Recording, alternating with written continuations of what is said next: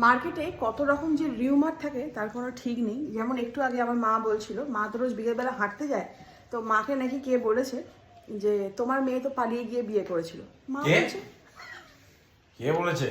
আমার মা বলছে আমার মেয়ে পালিয়ে গিয়ে বিয়ে করেছে। কেন আমার মেয়ে পালিয়ে গিয়ে বিয়ে করতে যাবে কেন?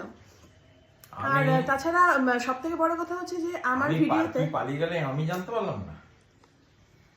আমি এখন শুয়ে আছি, আর আমি যদি উঠে পড়ি না তো তক্ষযজ্ঞ লেগে যাবে। বলছে তুই পালিয়ে গেলি আমি জানতে পারলাম কে না। বলেছে? তাকে হাজির কর আমার সামনে। আমি এমন পানিশমেন্ট তাকে দেব না। না, ওর সাথে বিয়ে হওয়ার আগেই আমি তাহলে পালিয়ে গেছিলাম। কারণ আমার অনেক সোর্স আছে, সোর্সগুলোকে খবর দিই। কেননা আর সব থেকে বড় কথা আমার ভিডিও দেখে না তো, মানে খুব কম লোকই হাতে গোনা আসে, সবাই তো মোটামুটি দেখে। তো সেক্ষেত্রে তো আমি তো প্রায় আমাদের বিয়ের ছবি, মানে বিয়ে হচ্ছে তার ছবি, রিসেপশনের ছবি, সেগুলো আমি সবসময় তোমাদের মানে আপলোড করে দেখাই। তাহলে আমি কি করে পালিয়ে গেলাম? পালিয়ে গিয়ে বিয়ে করে সোয়ে হুয়ে শের কো মত জাগাও। ব্যাস, এ তার একজন। তুই শের?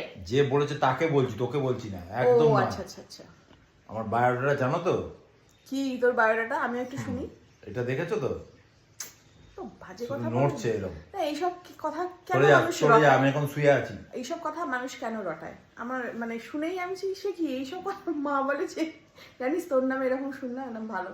তো মাঝে মাঝে আমার নামে যে কত কিছু কথা রটে সেগুলো শুনতেও ভালো লাগে, জানতে।